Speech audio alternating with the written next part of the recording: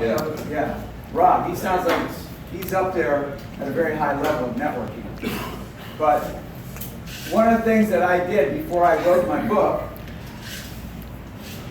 actually I have two books. One's called Ultimate Networking, and the other one is this is Social Networking, a personal introduction handbook, how to use your social network to find a mate, a date, or whatever.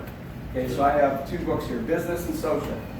But anyway, what I did is after all these years, and I can talk to anybody, I can go anywhere, I'm an extrovert, uninhibited, meet people all the time, I'm smart, I'm educated, I rated myself as an 8. I wrote the book, and I took my own assessment. I have a business network assessment. I took my own test, and after taking the test, I had to downgrade myself to a 6. It shocked me. And all the time I thought I'm really good, and I really understood that I was only about 60% as effective as I could be. And I said, that's amazing. So a lot of us have a false premise on how good we are when we're going out networking.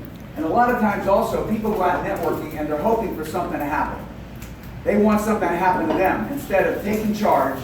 And before I tell people to go networking, first of all, you're going to work, right? Everybody here at this meeting, if you're not going to work, you're not effectively a networker, right? Is this lunch or work? Work. Exactly. Most people go after hours because it's a way to get away from work.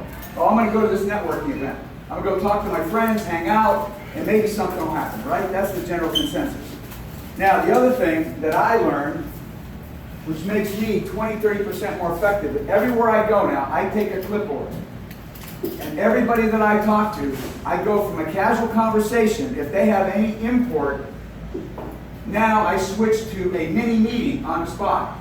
And I have a conversation, and while I'm having a conversation, I write their name down, and I have them watch me.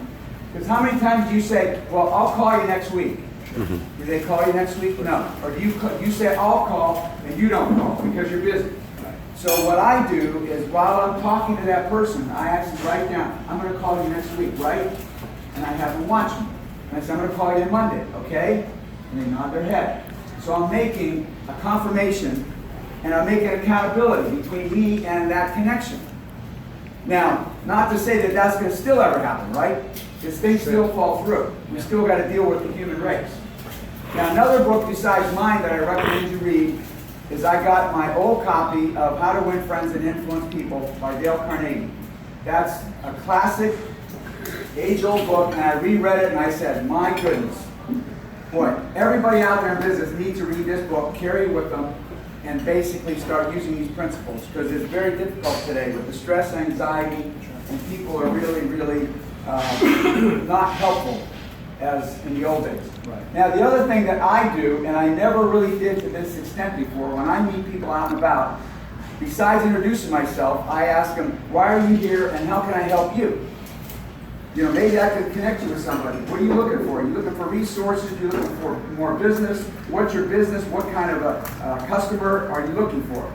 And then I make a note that maybe I do know somebody. So when I get home, at the end of the day, I have a worksheet that I got to work on tomorrow.